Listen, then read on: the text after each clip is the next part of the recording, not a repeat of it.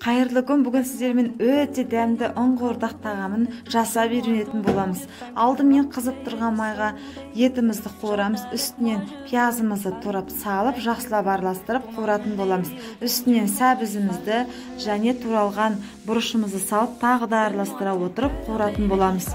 Үстінен суымызды құйып жарты сағат қайнатамыз. Бұл уақытта біз нанын дайындайтын боламыз. Яғни бір жылы суға бір шай қасық тұзды салып, жақсылап қамыр илейміз.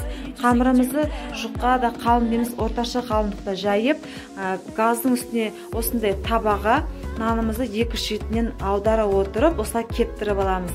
Кәдімгі кеспеге арналған нан сияқты осылай жақсылап кесетін боламыз.